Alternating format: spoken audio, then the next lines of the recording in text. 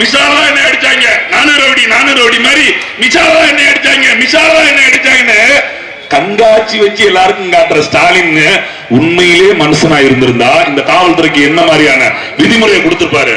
நாம் பட்ட அடி மக்கள் மீது ஒரு சைடு விழுந்துடக்கூடாது, அப்படி விழுந்தது அப்படின்னு எச்சரிச்சு அவர் கையில வச்சிருந்துக்கணும்ல. இன்னைக்கு யாரு காவல்துறை அமைச்சர்? யாரு? ஸ்டாலின் தானே. அதே ஸ்டாலின் தானே. யோசிக்கவில்ல, ஐயோ நம்மளவே நொங்கு எடுத்தாங்களே போலீஸ், இவங்க சாதாரண மக்களை எப்படி நொங்கு எடுப்பாங்க அப்படின்னு யோசிச்சிருக்கணும்ல. இந்த எஸ்பி மேல அதுக்கு நடவடிக்கை எடுக்க சொல்லுங்க. முடியாது. டிஎஸ்பி மேலதான் நடவடிக்கை எடுக்க முடியும். ஏன்னா டிஎஸ்பி நேரடி ஐபிஎஸ் கிடையாது. இன்ஸ்பெக்டர் மேலதான் நடவடிக்கை எடுக்க முடியும். ஏன்னா அவங்க நேரடி ஐபிஎஸ் கிடையாது. இங்க இருக்கக்கூடிய சாதாரண காவல் அதிகாரிகள், சாதாரண ஊழியர்கள் மீது நடவடிக்கை எடுக்க முடியும். ஏன்னா நேரடியான ஐபிஎஸ் கிடையாது. எஸ்பி மேல நடவடிக்கை எடுக்க முடியாது. ஏன்னா ஐபிஎஸ் ஐஎஸ் நேரடி எங்க இந்தியா முழுக்க சங்கம் வச்சிருக்கான். அதான் படிச்சு முட்டாப்பைய மக்களை, காவல்துறை முட்டாப்பைய மக்களை, உங்களுக்கு எல்லாம் சங்கம் நாதியத்து அலைவீங்கன்னு சொல்லி படிச்சு எங்க அண்ணன் சொன்னான். உண்மையிலே சங்கம் இருந்திருந்தா இன்னைக்கு அடிச்ச காவல்துறைக்கு வக்காலத்து அந்த காவல்துறையும் வராது. சங்கம் இருந்திருந்தா இவன் அடிக்க சொல்லும் போது ஏன்டா அடிக்கணும் நாய அப்படின்னு நம்ம சங்கம் கேட்டிருக்கோம். சொல்றாங்க மேலதிகாரி சொல்றாரு அடிச்சிட்டோம், மேலதிகாரி சொல்றாரு அடிச்சிட்டோம். கேள்வி எதுக்கு அடிக்கணும் கேளு. இதுல வேற நம்ம தனிப்படை காவலர்கள் கொஞ்சம் கொம்பு எப்படி தெரியல, டிஎஸ்பி பேர் வாங்கணும், எஸ்பி பேர் சார் நான் தான் அப்படி முதிச்சம் பாருங்க. உண்மையை கக்கிட்டான் இவங்க பேரு. இப்ப வந்துருச்சுல எல்லாரும் பேரும் 5 பேரும் பாப்பள பேரும் வந்துருச்சுல. பேர் தானே பேர் பெத்த பேரு வந்துருச்சியா? பேர் தானே கேட்டீங்க. இப்ப எல்லா பத்திரிகையிலும் போடுறான்ல, எல்லா நியூஸ்லயும் போடுறான்ல. இப்ப வந்துட்டு அழுது என்ன பிரயோஜனம்? யோசிச்சு பாருங்க. எங்க ஒருத்தன் மரணம் நீங்க சிந்திச்சு பாருங்களேன். இதுக்கு என்ன தீர்வு? இது இனிமே நடக்காது அப்படிங்கிறதுக்கு என்ன உத்தரவாதம்? ஏதாவது ஒண்ணு இப்ப கொடுக்க முடியுமா யாராவது ஒருத்தர்? இந்த நீதிமன்றம், இங்க இருக்கக்கூடிய அரசுகள் யாராவது ஒருத்தர் இந்த கூட்டணி கட்சிகளுக்கு திருமணம் தெளிவா சொல்லிட்டு போயிட்டாரு. வேணும்னே சொன்னாரா, விளையாட்டா சொன்னாரா, இல்ல தெரியாம சொல்லிட்டாரான்னு தெரியல. யாரு வந்தாலும் இப்படித்தான் நடக்கும். எது அவங்க காலத்துல அப்படிதான் நடந்துச்சு, இவங்க காலத்துல அப்படி யாரு இருந்தாலும் தடுக்க முடியாது. அப்ப என்ன செய்வீங்க? அப்ப அதுக்கான முறையான சட்டத்திட்டம் இல்லைன்னு அவர் தெளிவா சொல்றாரு. இதை எப்படி அணுகணும்? இந்த கஸ்டோடியல் டெத்தெல்லாம் நடக்காம இருக்கணும், காவல் நிலைய லாக்அப் டெத் மரணங்கள் எல்லாம் நகலாமல் இருக்கணும்னா எப்படி சட்டத்திட்டங்களை கொண்டு வரணும் அப்படிங்கிற இங்க பார்வை யாருக்குமே இல்ல. அதுதான் சிக்கல. ஏன்னா இங்க காவலர்கள் யாருமே காவலர்கள் கிடையாது, அரசோட குண்டர்கள் தான். அரசு யார் ஆளுங்கட்சியா இருக்குதோ அவங்களோட குண்டர்களா தான் வேலை பார்க்க முடியும். நீங்க நல்ல போலீஸ்ட போய் கேளுங்க, சார் நாங்க என்ன சார் செய்யறது? சரி நீங்களே வந்தாலும் நீங்க சொன்னா நாங்க கேட்போம். நம்ம ரொம்ப பேசணும்னு வச்சுங்களேன், நாளைக்கு நீங்களே ஆச்சுக்குவாங்களே, நீங்க சொன்னதை நாங்க கேட்போம். ஏன்னா அவங்களுக்கு வேற வழியே கிடையாது. அதுதான் இங்க சட்டம். இந்த சட்டத்தை மாற்றுவதற்கு ஒரு ஆட்சி புரட்சியை கொண்டு வரணும். அதுதான் நாம் தமிழர் கட்சி இவ்வளவு நாளா 15 வருஷமா சொல்லிக்கிட்டே இருக்கோம். நாங்க ஆட்சி மாற்றம்ல அரசியல் மாற்றம், ஒரு புரட்சி கொண்டு வரோம் அப்படின்னு ஏன் சொல்றது தெரியுதா? ஒவ்வொரு பிரச்சனை நடந்தோன்னு மேடை விட்டு பேசி இல்லனா இருந்துச்சுனா அப்படின்னா ஒண்ணு இல்ல, முடிஞ்சிருச்சு. அஜித்குமார் கொண்டு வர முடியுமா? கொண்டு வர முடியும்? யோசிச்சு பாருங்க. அவங்க நிறைய பேர் பார்த்து அவங்களுக்கு 50 லட்சம் போயிருச்சு, 10 லட்சம் போயிருச்சு, தம்பிக்கு வேலை எல்லாம் செஞ்சிருச்சு. ஒரு நாள் இல்ல ஒரு நாள் அவங்க மனசுக்குள்ள, அவங்க நம்பி மனசுக்குள்ள இந்த வேலை நம்ம அண்ணன் உயிர் கொடுத்து வந்த வேலை அப்படின்னு அந்த சோறு இறங்குமா? அவங்க அந்த கையில் நிட்டி வாங்கின காசு அப்படியே செமிச்சிருமா? அவங்களுக்கு யோசிச்சு பாருங்க. அவங்க ஒரு தாய், அவங்களும் ஒரு பிள்ளை தானே. எத்தனை பேர் வந்து அண்ணன் தம்பி பலி கொடுத்துட்டு அந்த காசுல வாழ்ந்துருவாங்களா? இவங்க கொடுக்கிற நிவாரணம் அந்த பிள்ளைய உயிரோட மீட்டு தந்துருமா? அப்ப நிரந்தரமான தீர்வு வேணும். அதை நோக்கி நாம் நகரணும். அதான் முக்கியம் இங்க அரசியல. அதுதான் ரொம்ப முக்கியம். சும்மா நாட்டி இந்த ஆட்சியை மாத்திரணும், அந்த ஆட்சியை மாத்து.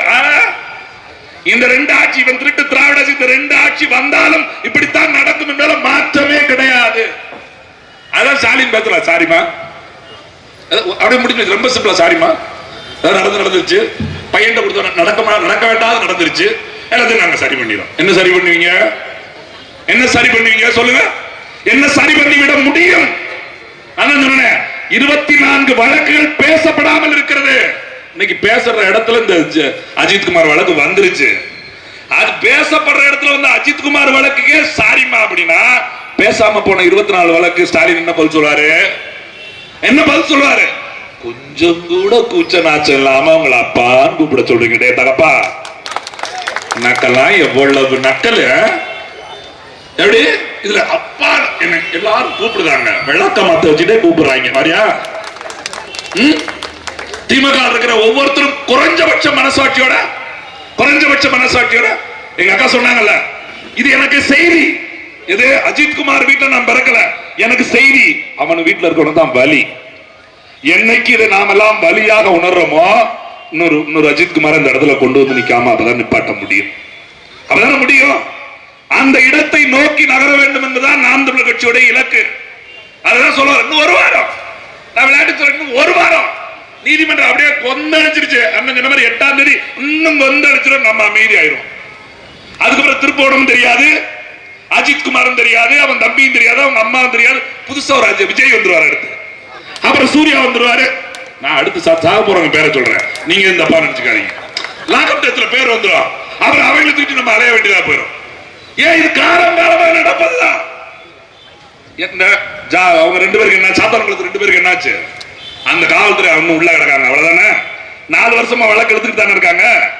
ஏன் அந்த வழக்குக்காக போராடின இந்த திராவிட முன்னேற்ற கழகத்தின் தலைவர் ஸ்டாலினும் அவன் குடும்பமும் 4 வருஷம் ஆட்சி முடிய போதே, 4 வருஷம் ஆட்சி தீர்வு கொடுத்திருக்க வேண்டியதானே, ஏன் கொடுக்க முடியல? இதே 21 பேரை சுட்டு கொண்டாங்க தூத்துக்குடியில ஸ்டெர்லைட்டுக்கு, தீர்வு கொடுத்திருக்க வேண்டியதான ஸ்டாலின். ஏன் தீர்வு கொடுக்கல? இந்த 1 வருஷத்துக்கு அவர் கொடுத்துருவாரா? இல்ல இதுக்கு அடுத்து வந்து நாங்க தான் ஆட்சிக்கு வந்துடும் சொல்றாங்களே, அவங்க யாராவது வந்து கொடுத்துருவாங்களா? அதெல்லாம் ஒண்ணும் கிடையாது.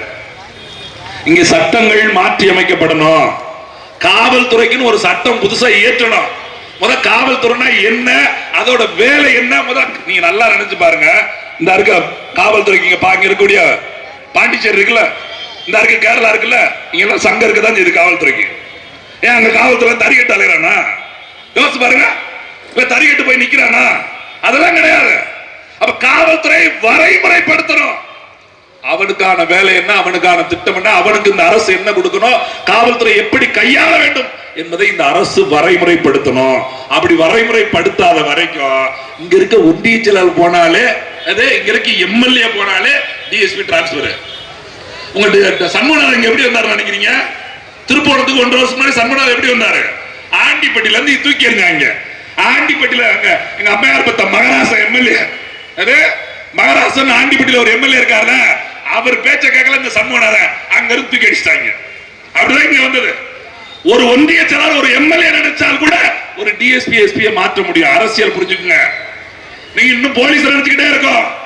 இவரை அடிக்க சொன்னது இல்லை, இந்த வழக்கை முதலில் விசாரிக்க சொன்னது யாரு? வெறும் வாய் வாக்குமூலங்க. நகைய கண் வாய் வாக்குமூலம் அப்படியே விட்டு போயிடும். அது வழக்கமான பாதையம். அதான் அப்பல போயிட்டு அப்படியே வந்து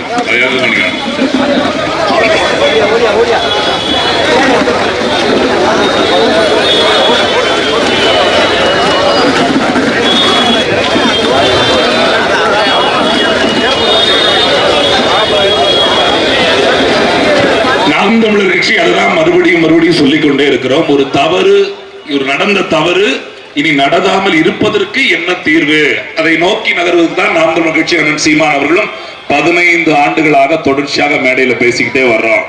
ஒவ்வொரு முறையும் தேர்தலை இந்த இவங்களோட கூட்டணி வச்சிடக்கூடாது, இவங்களோட இந்த கலிசலோட இப்படி தவறு செய்தோட கூட்டணி வச்சிடக்கூடாதுன்னு சொல்லிதான் தனிச்சு நின்றுகிட்டே இருக்கோம். ஆனா இப்படிதான் மக்கள் யோசிக்கவே தொடங்கி இருக்காங்க. அதனாலதான் இந்த 8% வாக்குகளை பற்றி நிரந்தர சின்னத்தோடு நாம் தமிழர் கட்சி 2026 தேர்தலை சந்திக்க இருக்கிறது. நான் கடைசியா ஒண்ணு சொல்லி விடைபெறலாம் நினைக்கிறேன்.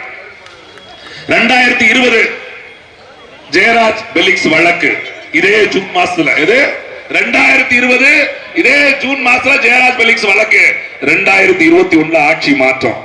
இது 2025 இதே ஜூன் மாசத்துல இந்த அஜித்குமார் வழக்கு, 2026 ஆட்சி மாற்றம் கட்டாயம் நடைபெறும். அது நாம் தமிழர் ஆட்சி அமைக்கிற போது இங்க சட்டம், அந்த நீதித்துறை இதெல்லாம் சொல்றோம்ல, இப்படியாவே கிடையாது. இப்போ ஒரு கட்டமைப்பு வச்சு மனசுக்குள்ள நமக்கு ஏத்தி வச்சிருக்காங்கல்ல, அப்படியான கட்டமைப்பே கிடையாது. காவல்துறை எப்படி இருக்கணும், நீதித்துறை எப்படி இருக்கணும், வருவாய்த்துறை எப்படி இருக்கணும், எந்தெந்த துறைகள் எப்படி இயங்க வேண்டும் என்பதற்கு தனித்தனி சட்டம் அப்படியே மாற்றி அமைக்கிறாங்க. அந்த மாதிரி திருப்பி சொல்றாங்க, அந்த கட்சியை நீக்கிட்டு அங்க வர்றதுல இருக்கிற கட்டடத்துக்கு வெள்ளை அடிக்க வந்தவர்கள் அல்ல நாங்கள். புதிதாக கட்டடத்தை கட்டி எழுப்ப வந்தவர்கள் இந்த வார்த்தையோட அர்த்தத்தை புரிந்து கொண்டு திருப்புவனம் மக்கள் 2026 தேர்தலை சந்திக்கணும். உண்மையிலேயே அஜித்குமார் உங்கள் மனதில் இருந்தால் மாற்றம் நீங்கள் கொண்டு வர வேண்டும் திருப்புவனத்தில். நன்றி, வணக்கம்.